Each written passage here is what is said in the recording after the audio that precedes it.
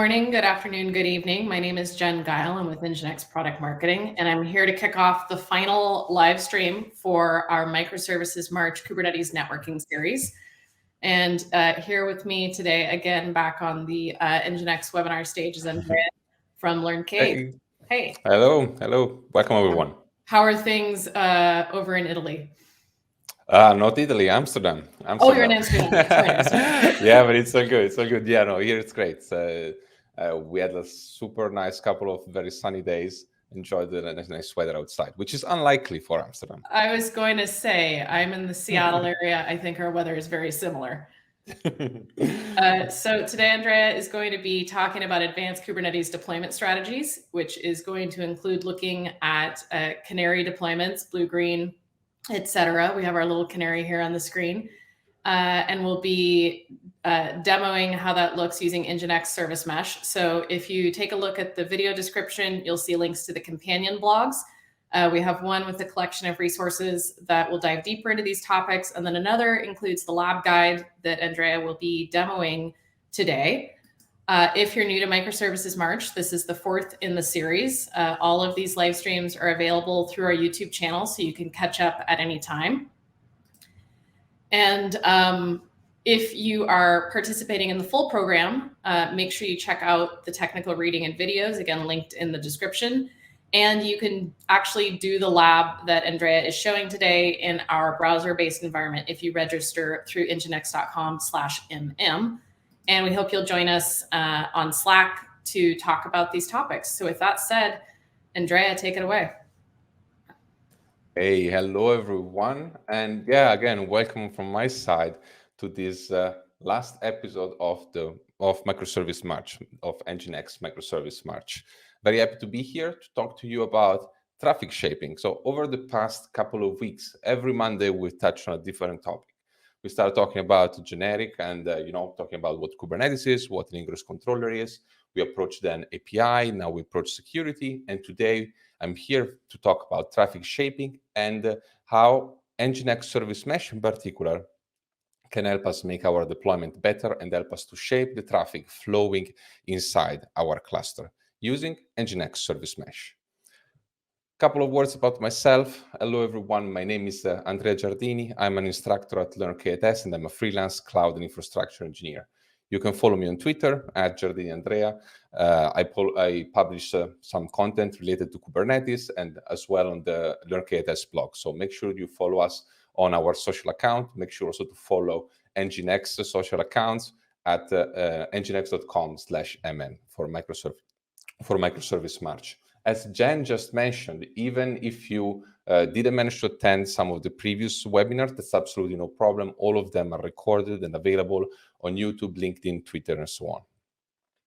So let's get started. When I do this kind of workshops and this kind of webinar, I always like to start with the easiest way possible. Very often you see tutorials starting with a cluster. These are ready, formed and so on. I always like to start with an empty Kubernetes cluster, which is the one that you see right now in the slide. So we have just a Kubernetes cluster, completely empty.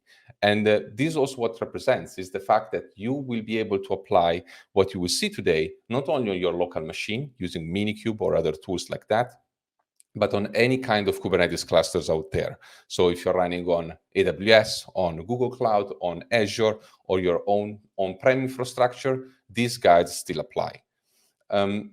Let's imagine that we have our Kubernetes cluster, which at the current status is empty, and we start, of course, by deploying a couple of applications. In this case, we decided to create two separate deployments. For example, one of them is a front-end deployment, and another one is an API deployment. You can just think about them like the usual, front-end, back-end architecture. As you can see from the slide, our front-end deployment, in this case, has a single replica. So there is a single pod that is taking care of our front-end component, while the API deployment, in this case, is made by two different replicas. So you can see that we have two pods in here. Both of them have the yellow color, and the traffic is routed from the front-end to the back-end in sort of 50-50%, right? So 50% of the traffic is going to replica number one, and 50% of the traffic is going to replica number two. In this case, what we want to see in the next slides and so on is how we transition traffic from a first version of the API to a second version of the API. So just to make it more specific, what I wanted to point out with this slide is that this API is API version 1. So it's the first version of our backend, and currently, as we're mentioning, is receiving 100% of the traffic, 50% on the replica number 1 and 50% on the replica number 2. Now, let's take the next step. Our development team, after some weeks of working, is ready to finally deploy version number 2 inside our cluster. And so the next thing that we need to do is create a new deployment for version number 2, right? In here, I've simplified a little bit the slide. You can see that we still have our pod for the front end. We still have on the left side the 2 replicas of API version 1, still receiving 100% of the traffic. But on the right side of my slide, I created a single replica of API version 2. But as you can see, I haven't yet connected the frontend with API version 2. This means that at this moment, the frontend is still routing 100% of the traffic to API version 1, to the 2 replicas of API version 1. API version 2 is not connected. As you can see, there is no arrow between the frontend and API version 2, so it's receiving 0% of the traffic. Well, what's the next step? The next step is to connect this additional replica of version number 2 and allow it to receive traffic from the front end. How can we do that? Well, in this case, what we would like to do is not to forward all the traffic to version number 2, but rather to switch gradually. So we would like for version number 2 to gradually receive more traffic over time. So one idea could be to group all these replicas that we have, the one of version 1 and version 2, behind the same service. If I do that, something like this happens. So API version 1 and API version 2 are 2 different deployments that share a common label, and the service that I created now forwards traffic to both of them, meaning that since the traffic is routed in a probabilistic way, that roughly 33% of the traffic will be routed to API version number 2, because there is a single replica, and 66% of the traffic will be routed to API version 1. So at this point, I made like a 66 to 33% traffic split, and 2 requests out of 3 are going to API version 1, while API version 2 is taking care of 1 request out of 3.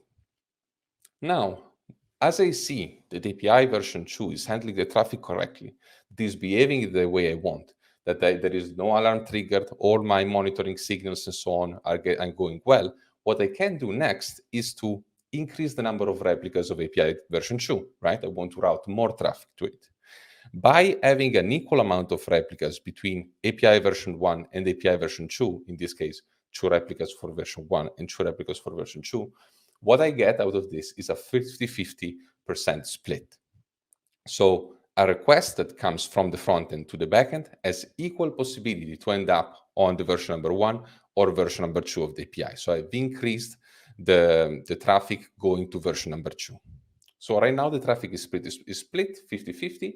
What would be the next step? Well, if I want to move one step forward, the next thing I can do is to remove one pod of API version 1.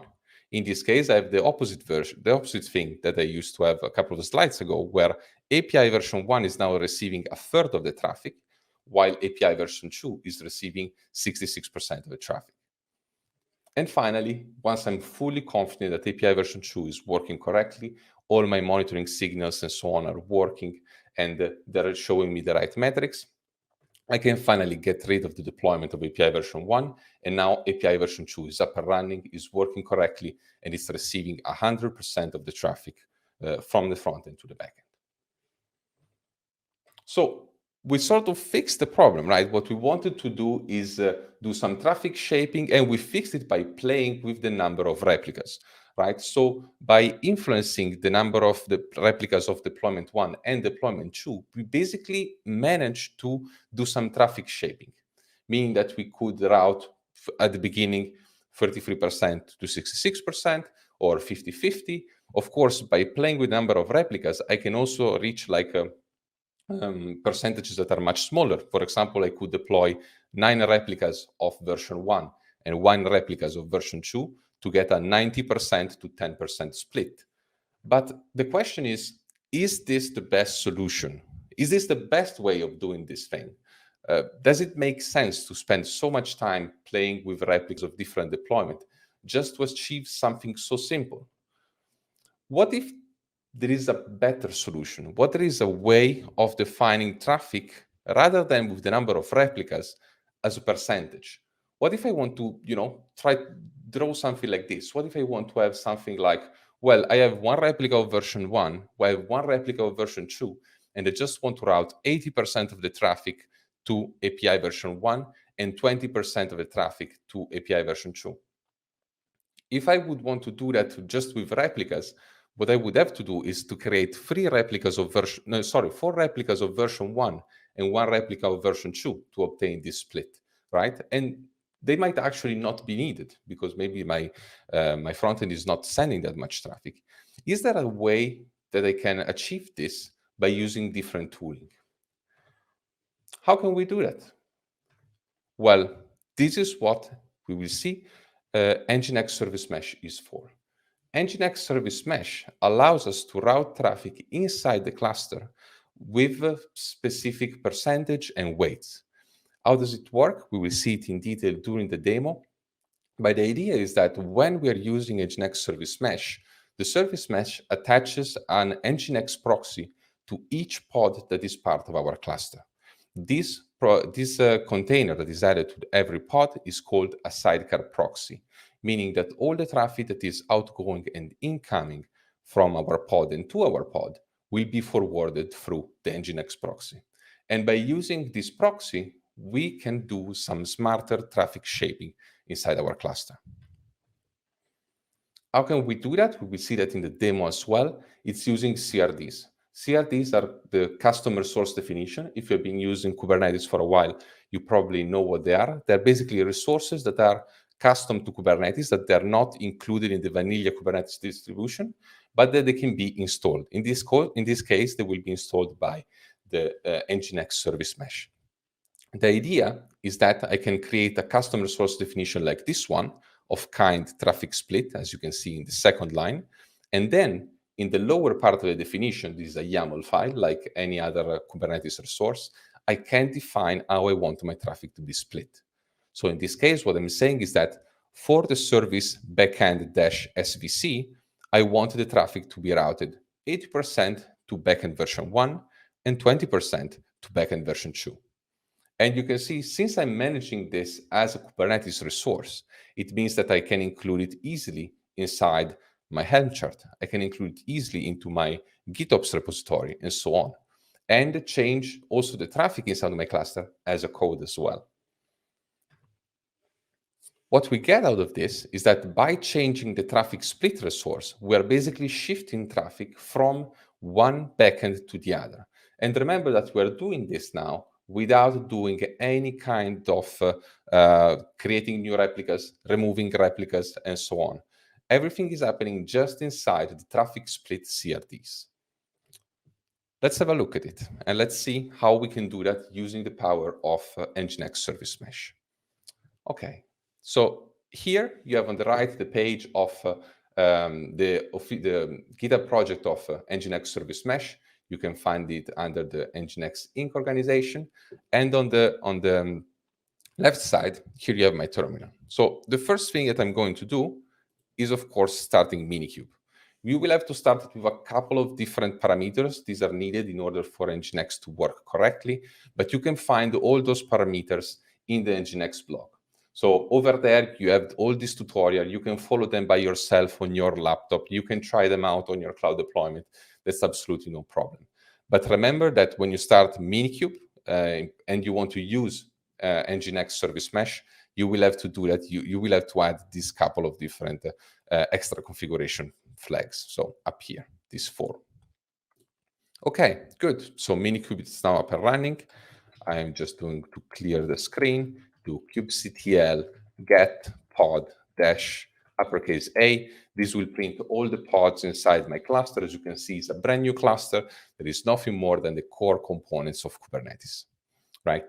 So in this case, the next step is obviously installing NGINX service mesh. I'm going to do that with this command over here. And no worries, it's not that long, it's very easy. I'm actually using Helm to install the NGINX service mesh inside my cluster. Helm, in case you're not familiar with it, is a component, is like a package manager for Kubernetes, basically. It allows you to install a set of resources inside your Kubernetes cluster just with a single command. So in this case, I'm just installing NSM's NGINX service mesh. I'm installing it from the official NGINX repository. I'm installing it into a namespace called NGINX-mesh. I'm asking also Helm to create this namespace for me, and here I'm adding an extra value to this Helm chart. Let me show you that value. I wanted to keep it on a side just because, yeah, you will see it in a second. So this one is a value that I needed to change, in particular for this demo. This is not a setting that I would recommend for production use, of course. And the idea is that when you use NGINX service mesh inside your cluster, NGINX service mesh is going to keep track of every request that is made inside your cluster. Usually, you don't want to do that, meaning that you don't want to trace all the requests that are going on in your cluster, because that's a lot of workload. But usually what you want to do is trace a percentage of them. 10%, 20%, 30%. It's up to you, really. Of course, if you're trying to trace 90% of the requests, this may introduce a lot of additional load. In here, what I'm asking NGINX service mesh to do is to trace all the requests. This is a number that goes from 0 to 1, where 0 is 0% and 1 is 100%. As I said, I don't recommend this for production, but for demo purposes, this is just much easier to show quickly the changes that I'm doing. So this is why I need this extra line when I'm running Helm. So let me copy the command again. Here we go. I press enter. And now what will happen is that NGINX service mesh will be installed in the cluster with the demo values that I just shown you in a new namespace called NGINX-mesh. This might take a couple of minutes, so this is nothing to worry about. There are several components in particular that need to be created in order and running in order for NGINX to be functioning correctly. So let's have a look at them quickly. I'm clearing the screen. Again, kubectl get pod-a, all the pods I'm printing right now. Here we go. As you can see, there are many more containers that are now created. Let me actually select only for the namespace NGINX mesh.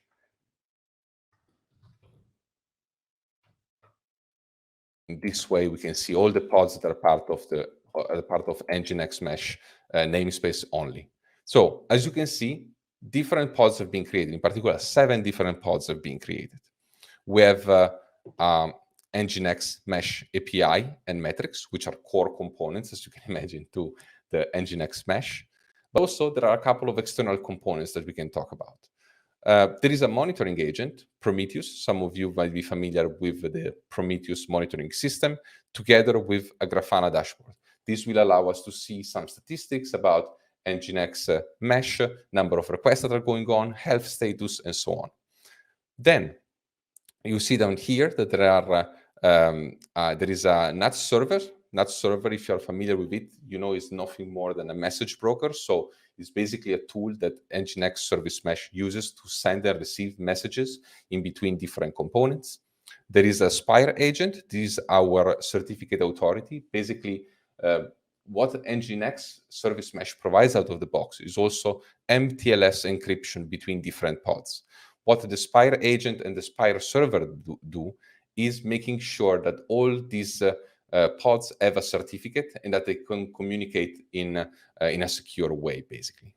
And finally, Jaeger. We will see the interface of Jaeger later during the demo. This is a web interface that basically allows us to see how the traffic flows inside our cluster. So we gave it a couple of more minutes. Let's see if now, perfect. All the services are up and running. It looks like NGINX service mesh was installed correctly inside our cluster. Now, what's the next step that we need to take? Well, we want to start deploying some applications, right? And see how the traffic flows in between them. So in order to do that, I prepared a couple of examples here. So the first example is a backend service. It is a very easy backend service. I will try to sort of like remake the infrastructure that you have seen already in the slides. But the idea is that in here, you have a backend version 1 deployment. This deployment has two labels, app equal to backend and version equal to 1. And it's a very easy and boring deployment, basically. It's just an NGINX server with a very simple configuration. And what this configuration does is always return HTTP code 200 and a small JSON saying name equal backend, version equal 1. So it's a very straightforward deployment. So we're deploying a configuration map. This is the nginx.conf configuration. Then down here, you can find the resource, the deployment manifest, backend version 1 with two labels. Keep these in mind, they're really important. So app equal to backend and version equal to 1. And finally, a service. So our service, as you can see here, something that I would like you to notice, let me zoom in a little bit more, is that this service name is backend-svc. It's receiving traffic on port 80 and forwarding traffic on port 80. And the selector for this service is just app equal to backend.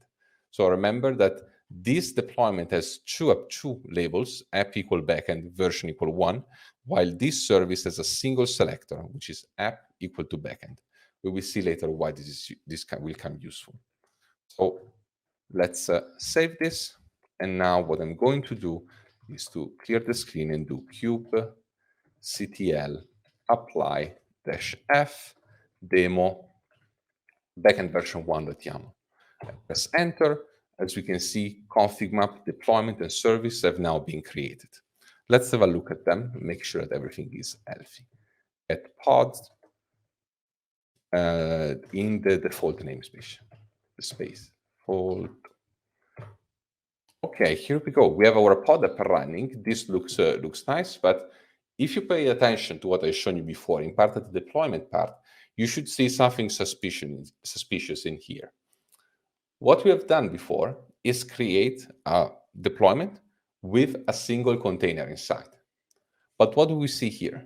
We actually see that Kubernetes is telling us that our pod, backend version 1, does not have a single container, but has two containers. That sounds strange, maybe, but we can have a look at this container, this pod, sorry. Describe pod, and see what the other container is doing. Backend. Okay, perfect. This will be very verbose. But if we scroll up a little bit, we see there is an init container, which is from NGINX service mesh. And what we can see in here is that now we have two containers. The first container is our backend version 1, which is the container that we defined in our deployment.yaml file. The second container is called nginx-mesh-sidecar. This is the sidecar container we were talking about previously. So this is the sidecar container that nginx service mesh is going to inject in every pod that we create inside our cluster. So currently, we have one pod running with two containers inside. One container is running our workload, backend version 1, and the other container is running the nginx mesh proxy, which is also called like a sidecar proxy. Basically, all the traffic that we're going to send to this pod is going to will go through the nginx service mesh sidecar before reaching our application. And in this way, nginx service mesh can keep track of all the traffic incoming and outgoing from our application. And as we will see later, trace it in a nice way. Let's move to the next step. Perfect. So now we deploy the backend. As we've seen how we've done it. Now it's time to deploy the front end, right? The front end is even easier than the backend. So the front end is a very small application. It's just a deployment with name equal to front end. It has a single label, app equal to front end, and it's basically just running curl. So as you can see here, this is basically doing looping over curl, and every 1 second, you see here, sleep 1 second, it will curl our backend service. So every 1 second, this frontend will call the backend service and show us the result. Let's deploy it as well. kubectl apply -f demo frontend. Okay, even in this case, it was created. If we do kubectl get pod-a, we should see the whole list. So in here, you can see very easily. Down here, we have the pods of NGINX Service Mesh. We talked about them before. In here, you have the kube system pod that are needed for Kubernetes to work correctly. And up here, we have our backend version 1 and frontend running inside the cluster. As you can see, even in the frontend, we have the NGINX Service Mesh sidecar container. So automatically, NGINX Service Mesh adds this extra container to all the pods inside the cluster. We will see later during the slides how this actually happens. Next, we can have a look definitely at the logs of the pod. So at this point, our frontend should have started making requests to the backend. So I can do kubectl logs frontend. Well, of course, since right now my deployment has more than one container inside, kubectl is asking me, well, of which container would you like to see the logs? In this case, I want to see the logs of my application. So I will specify -c frontend. And here we go. As you can see here, of course, we have deployed just the frontend and the backend version 1. So the logs of, I can also follow them, but basically every couple of seconds, my frontend is pinging the backend. And the only backend that I've deployed is backend version 1. So of course, it's always returning name backend version 1. Now, let's have a look at the NGINX Service Mesh. And what do we get with such a, we created just a simple front end and backend. They are talking with each other. Let's see how NGINX Service Mesh represents that into a graphical way. In particular, we will have a look at Jaeger. So before opening the interface, the web interface, I need to run this command. This basically makes the Jaeger service of type node port. In this way, I can access it easily using Minikube. This is, of course, something that maybe you should not do depending on your configuration, but maybe it's not a good advice to do it in production. But then the next thing that I'm going to do is do Minikube service Jaeger -n NGINX -mesh. In particular, I had to do this kubectl patch here and changing the service to spec type node port so that I can now access it using Minikube. Otherwise, I would have to play with kubectl port forward and things like that. Of course, depending on your cluster configuration, but type node port gives access to that particular service to anyone that also has access to, that can reach that particular node and that particular port. So you might want to keep it of type cluster IP if you're running it in a cloud environment, for example. By running Minikube service Jaeger, what is going to happen is that a couple of browser tabs are going to be open on my browser here. These two are not needed, but here we go. I have my Jaeger UI here, and I can explore the data that is provided to me by the Ingress by the NGINX Service Mesh. So the first thing that calls your guard is that in here, first of all, we have two services. And here we look what we found. Frontend NGINX, backend version 1 NGINX. So let's have a look, for example, at the frontend NGINX. I'm limiting the result to the last 20 traces. So if I click find traces now, what I will get is the performance and the request that were made in the last 20 seconds, basically, because remember, the frontend makes a request every single second. So each one of these dots is a request that my frontend made to the backend. You can see that in here, they go between 1 millisecond and 2 milliseconds of duration. So in here on the y-axis, you have the duration of the request, and on the x-axis, you have the time. And down here, you can have a look at all these requests. In particular, a couple of things are interesting in here. First of all, you can see the involved parties. So in here, you can see that frontend NGINX and backend version 1 NGINX have been involved in this request. You can see at what time it happened, in this case, a few seconds ago, and how long it lasted. So in this case, 1.34 milliseconds. If you click on it, You can even see the details of how long the request took, how much time was spent in the front end, how much time was spent in the back end, and so on. So this is a very detailed view of your request. In our case, it's just a simple call. It's very simple, but you have to imagine handling this when you're running in in a distributed microservice environment where you might have a lot of interactions, maybe some interaction you're not even aware of, right? Another tab that I would like to show you here is the System Architecture tab. System Architecture tab is very nice because it shows you in a graph how the interactions are going on inside your cluster. In this case, you can see clearly that the Frontend NGINX is the one calling our backend version 1 NGINX. The number of that in here is not a percentage. This is something that confused me as well, but it's just the number of requests that have been registered by until now. And this is why before, when we installed it, when we installed the NGINX Service Mesh, and I told you to set this sample rate to 100%, this is what I meant with that. Right now, what I'm asking NGINX Service Mesh to do is to trace every single request going through my system. And this, if you have like hundreds of thousands of requests or things like that, can be very dangerous because it can easily overload your own cluster. Also because this is something funny that I noticed yesterday. Now, as you can see, the number of service increased from 2 to 3. So before I had the front-end and back-end service. Now there is something else. And well, this is basically the Jaeger query that I make every time I click on this.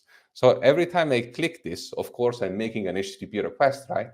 So every time I click a button on this interface, also this query is traced by Jaeger because it's still part of the service mesh, right? All this is running inside Kubernetes.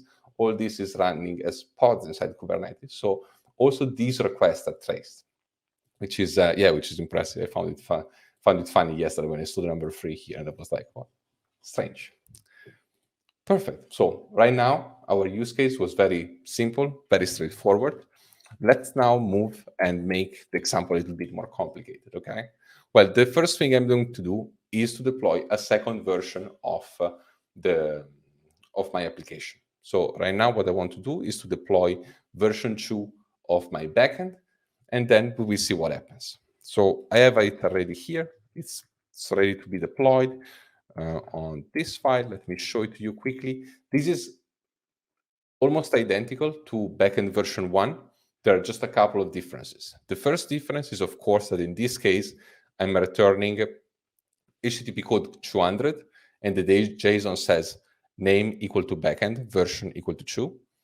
And of course, my deployment is now named backend version 2, single replicas. It has 2 labels, app equal to backend, version equal to 2. In this case, I'm not creating any service here. Remember that the backend-svc service is routing traffic to all the pods that have the label app equal to backend. So as I apply this configuration, and as this deployment becomes ready, my service will start forwarding traffic to backend version 1 and backend version 2 at the same time. So let's deploy it, and let's see what happens.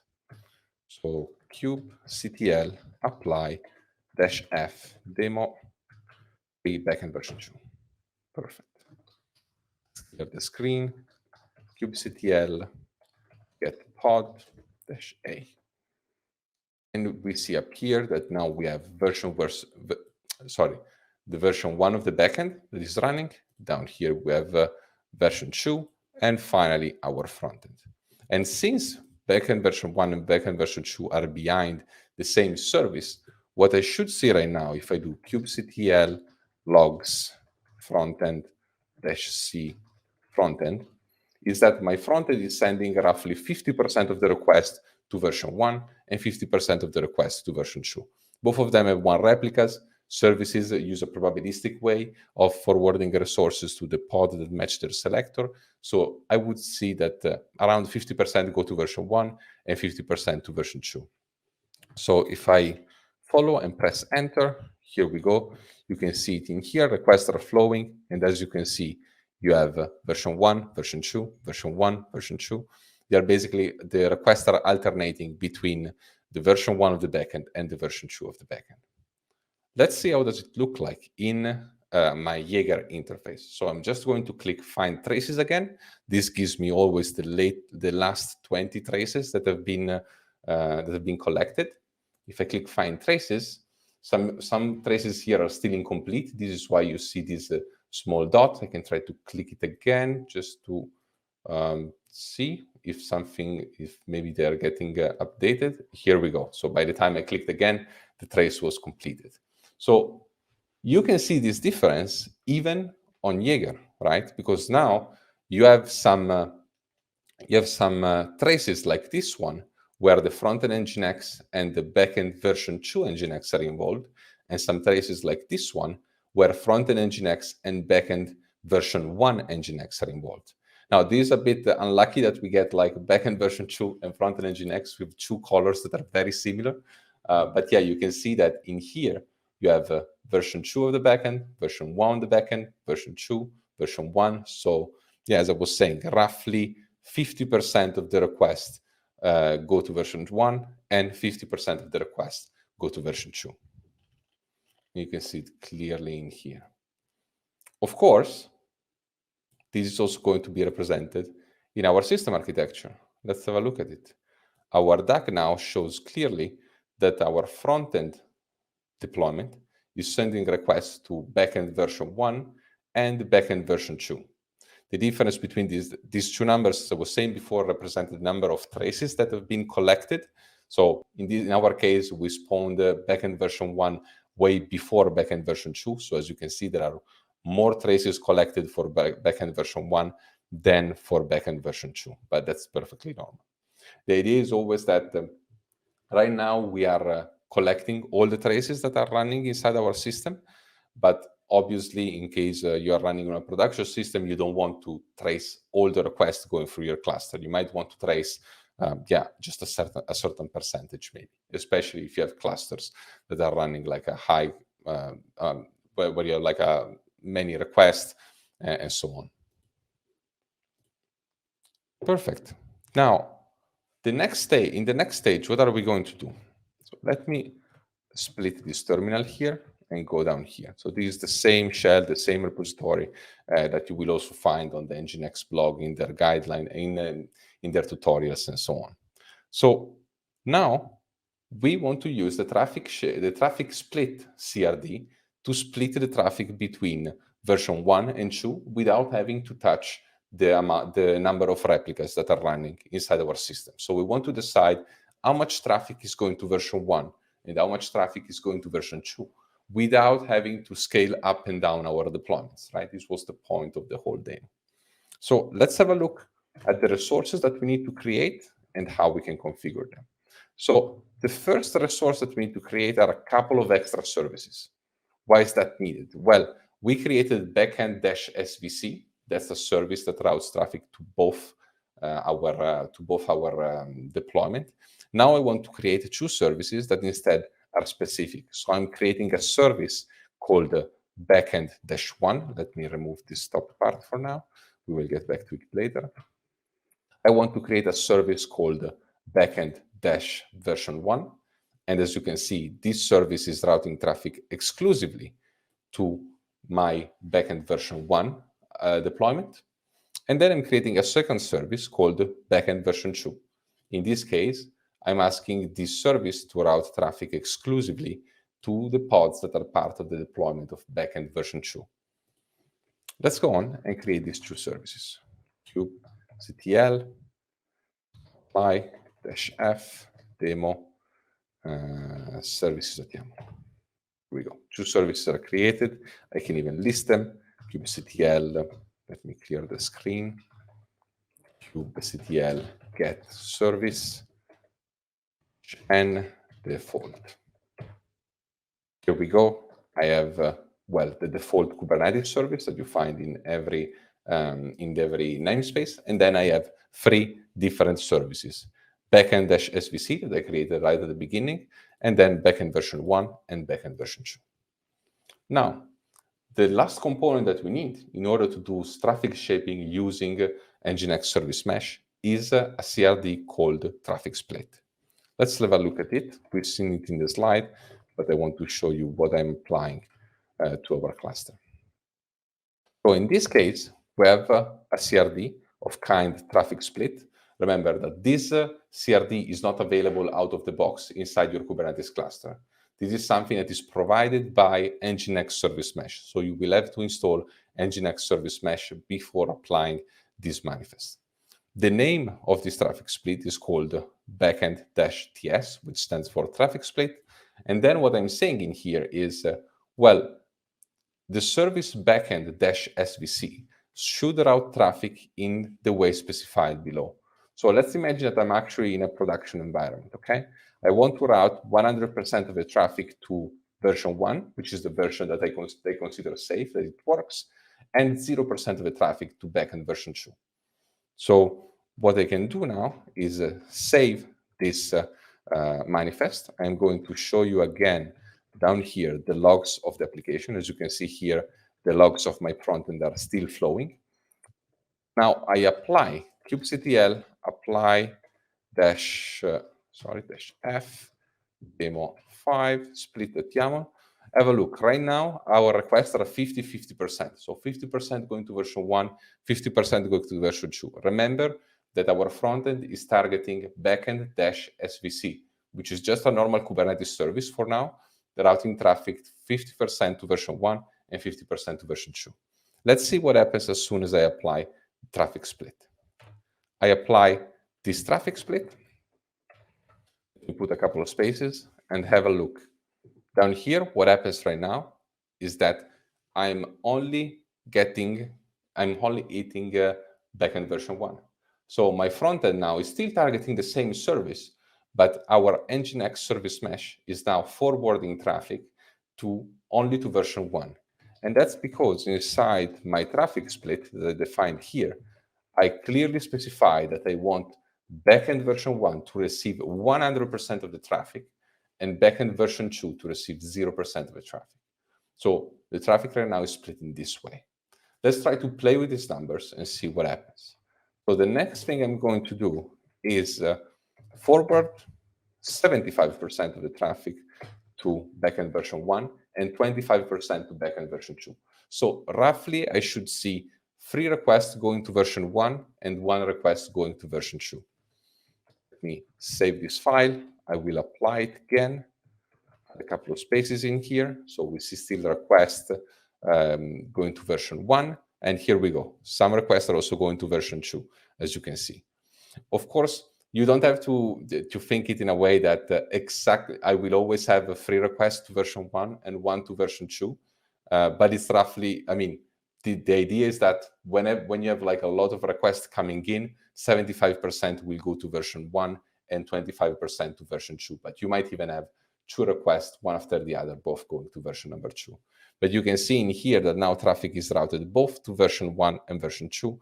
And you can still see that version 1 is getting the majority of the traffic here.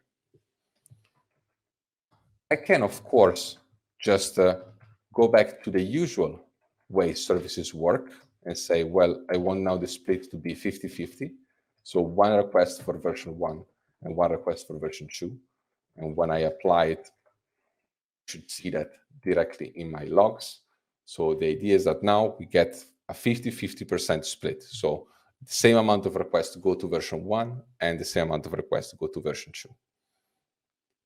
And finally, when I'm happy about my deployment, I see that version 2 is behaving in the right way and so on, I can finally change my traffic split to stop forwarding traffic to version number 1 and to forward 100% of the traffic to, 100% of the traffic to version number 2.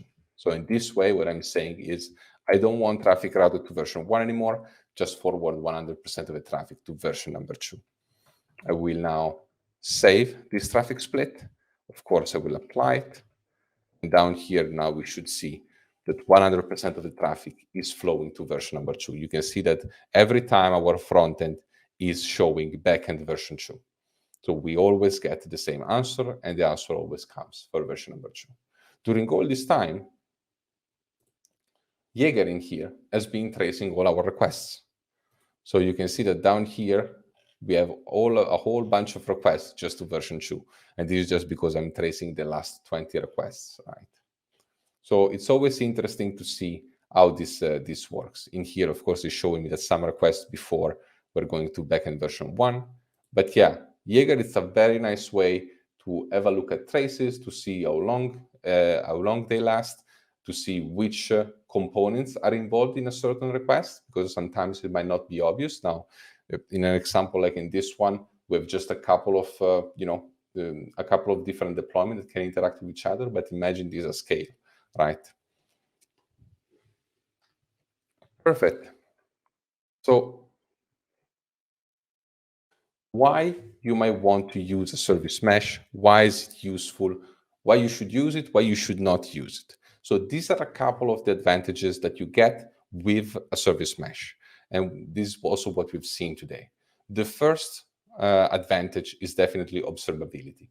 And this comes in different shapes and forms: monitoring, tracing, fault injection.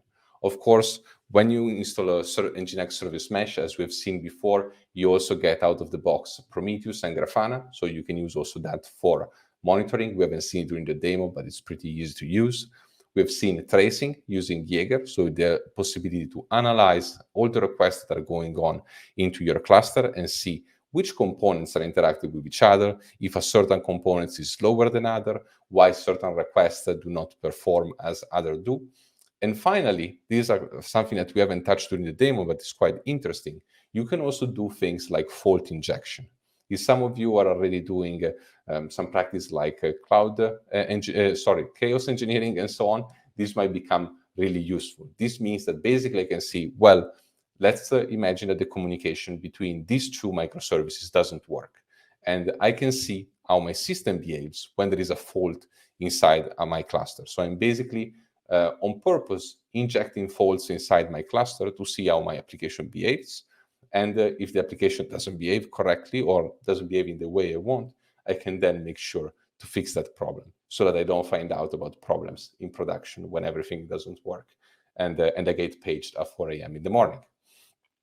Then traffic shaping, we've seen it clearly today. It's possible, in particular, using this customer source definition called traffic split, to shape the traffic flowing in our cluster in a super easy way. So today we talked about Canary releases, but of course, in case you want to do something like shadow releases or traffic mirroring and so on, this is all possible using NGINX Service Mesh. And finally, like last but not least, security. Airbag policy, authentication, end-to-end encryption. We've seen this component called Stripe, no, something like that. Basically, acts as a certificate authority for our NGINX service mesh. So make sure that all the pods are communicating between them in a secure way using certificates that are created on purpose to let services and pods communicate with each other in a secure and encrypted way. But how does it work? We've seen it right in the beginning that whenever we created a new deployment, our container was automatically added to each one of our pods. Well, this takes care of a functionality inside Kubernetes, which is the mutation webhook or the mutation admission controller. Basically, what happens is that whenever you submit a new resource to a Kubernetes server using kubectl apply, for example, this request goes through different components inside your Kubernetes control plane. And one of these components is called the mutation webhook. What this component does is basically take your request and change it if it respects certain parameters. So what the NGINX service mesh is doing is basically taking all the requests that are going to pods, for example, and saying, well, for every pod that is created, inject an extra sidecar proxy that will allow NGINX service mesh to trace the traffic and monitor the traffic flow inside your cluster. We've seen this was also like a super nice thing of Jaeger, how it allows you to also see your system architecture. In this case, it was just an example for with a couple of microservices. Imagine this at scale when you have like hundreds of microservices. Sometimes it might be difficult to understand how these components are working together, which component is talking to which, and so yeah, even just having this part of the whole. I mean, using NGINX service mesh is nice from the point of view of tracing and so on, but of course, being able to see your system architecture in a graphical way, especially in a microservice environment where you might have hundreds of microservices talking to each other, it's even nicer. Of course, NGINX service mesh is not the only one out there. So here I put a couple of more service meshes out there. Istio, Linkerd, Kuma, Consul, they're all valid service meshes. But of course, I invite you to check out NGINX service mesh. They're super active in their Slack channel. And in case you want to have a look also to the other, to do some comparison or things like that, you can have a look at Learnk8s.io. This is our blog. We created a small comparison of the service meshes out there, the more popular one, by showing which feature they support, which feature they don't support, or they are planned basically. So make sure to check it out. I'm sure somebody is going to share it in the chat. Yeah, final thanks. Microservice March wouldn't be possible with the help of Daniele from Learnk8s and of course Jen, Marco, and Brian. So thank to all of you. But yeah, also thank to all of you for attending this webinar. It looks like we have a lot of people watching us on YouTube, on LinkedIn, Twitter, and so on. If you have any question, please write them in the chat. We will make sure to address them as soon as possible. I invite you to follow Microservice March, to join our Slack channel. And yeah, I hope you enjoyed this demo. I hope you enjoyed this content, and I hope to see you around, definitely. All right, thank you. We have a lot of really great questions. We've got about 10 minutes left until the top of the hour. So let's start out with a what sounds like a very straightforward question, but you probably have heard it before. Two people asked this one, Young Bay and Cesar Valencia. Can you do this only with a service mesh, or could it also be done with an ingress controller? Unfortunately, a service mesh is needed in this case. So Kubernetes provides a set of base components like services. So services are a very effective way to forward traffic, but they don't allow you to do traffic shaping in the way service meshes do. And I understand that for some people, this might look like I don't know, installing service mesh still means that you need to have an additional container in every pod running inside your cluster. So some people might be worried about, okay, what happens with performance? Will I get, will my request get slower? What about the resource usage and so on? Well, my suggestion would be to give it a try. I mean, at the end, service mesh from NGINX, but also any other service mesh out there are very highly optimized. Meaning that, yeah, they will introduce some extra latency. They will introduce a bit more resource usage and so on. But especially if you're working in like complex system where you have like many different microservices out there, maybe it's something that you still want to do, like making sure that you can see where your requests are going, which components are talking with each other. But yeah, I believe out of the box, it's not really possible with Kubernetes. Yeah, so we dropped a link in the chat that talks in more detail about traffic splitting in Kubernetes. So the demo that you showed, the backend services, definitely requiring a service mesh. If you're doing something where it's the front end and you wanted to split traffic between a front end V1 and a front end V2, you can do that with an ingress controller. And so we've put that in the blog. So it really depends on the use case. But you just said something that leads into another question from Leonardo. He asked, can I use NGINX service mesh without a subscription? Yes, absolutely. It's completely free, as are most service meshes. However, you may have heard of a term, free like a puppy. So it may not require your money, but all meshes will require some amount of your time. So we'll drop a second blog link in the chat.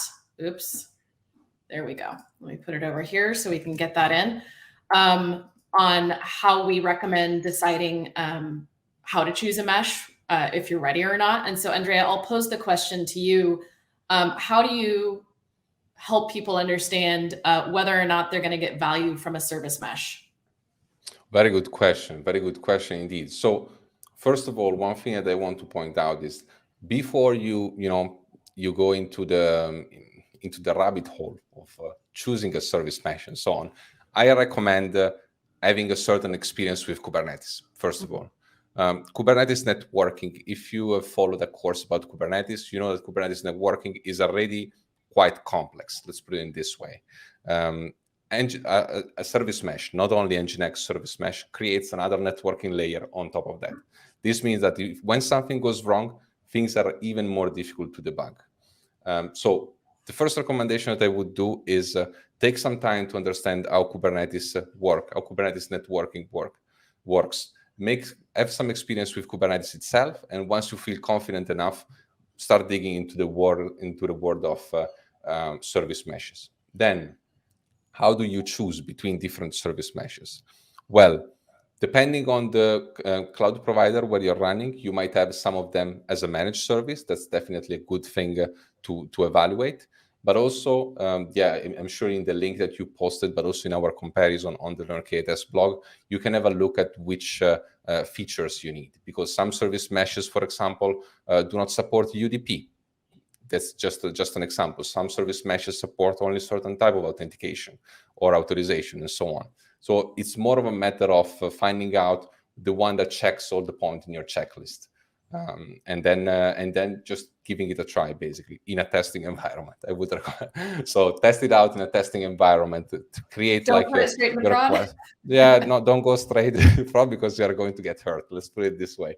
But yeah, and also think as well that service meshes are a relatively new topic also in the Kubernetes world. So there is a lot of work going on in all of them, basically. So they are growing. Their adoption is growing as well. But yeah, I mean, they all should be used with caution. Let's put it this way. Yeah, I liked the slide that you showed a few minutes ago on the three overall, use cases for a service mesh: the observability, the traffic management, the security. And so in the blog that I dropped, in addition to kind of having like a little checklist of factors that indicate you might be ready for one, we also really advocate deeply understanding what you're going to use it for, and then picking a mesh based on why you're going to use it. Because on the other side, there are meshes that have like a million features, and that can also get you into trouble. Totally. It's also a matter of okay, are you working for like a 10-person startup, or are you working for an international bank? Because those are like two completely different use cases that obviously require two completely different approaches in terms of security, in terms of observability, and so on, right? And even just humans, some meshes require a person to maintain it, whereas NGINX Service Mesh doesn't. It's really easy to use, and so it kind of depends on how many people you can invest in it. Okay, so let's see here. We have a lot of questions. I don't think we'll get to all of them, but we'll do our best. So it's a good opportunity to push our NGINX Slack channel in the chat. So we can follow up there in case we don't manage to get all the questions now. Someone with the username My Videos wants to know, can we specify which apps will be subscribed to a service mesh, or is it applied cluster-wide by default? Oh, that's a good question. I'm not 100% sure I have an answer for that, because for the demo, as you can see, by default, it's applied to every pod. So it will be basically injected into every single pod that you have inside the cluster. I will have to get back on you on that in particular. But it's a good question, because indeed you might also want to say, okay, I want certain applications to have service meshes and see, even just to give it a try and test it out, or I might want all of them to have it. Yeah, good question, but I will have to get back to you on that. Yeah, and it might be a use case where if you really don't want an app managed by the mesh, then putting it in a different cluster could be the right choice. Yeah, true, definitely. Okay, let's see here. I thought we had some more. We have one from Brad. Brad asks, specifically back to Jaeger, since you made changes and then things were skewed since the V1 deployment was already running, Brad wants to know if there's any way in Jaeger to easily reset those stats so that they both start at a specific point in time. I see. Well, you can definitely select, I haven't showed it in the demo, but you can select the time range that you want Jaeger to analyze. So yeah, you can definitely do that in Jaeger. But as I was mentioning also during the demo, Right now, what I was doing was tracing every single request. So when you were showing the system architecture, you would see like a big gap between version 1 and version 2. Of course, if you're doing that in, if you're, instead of tracing 100% of the request, you trace 10% or 15 or 20% of the request. In that case, the difference is going to be much smaller and sometimes not even noticeable really at scale. Okay, and then we'll take one final question and then we should wrap up. This person wants to know, is it possible for one service mesh deployment to manage the traffic of 2 load balancers? I am going to guess that they mean 2 ingress controllers, not 2 load balancers. So let's answer it from that point of view. Well, as you've seen, the traffic, the traffic split acts on the service, right? So if you have ingresses that are routing to a service, then you're basically just playing with the service traffic split, as we've seen right now, and you can play with where the traffic is being routed. So my answer would be yes, because ingress controller, load balancer, and so on under the hood will still use Kubernetes services, and that's where NGINX service mesh acts. Yeah, so if you think about north-south being ingress, egress, east-west being service to service, the service mesh hangs out at that service to service east-west layer. Yeah, totally. Okay, I think that's all we have time for. Andrea, I can't believe the month is over. Yeah, it's been fun. Thank you, and thanks to everyone from Learnk8s. So this will be available on demand, as well as the other 3 webinars. And of course, check out the blogs that go with them if you want to try out the demos. With that said, thank you everyone for joining us for Microservices March. Thanks, Andrea. Thank you very much. Goodbye, everyone.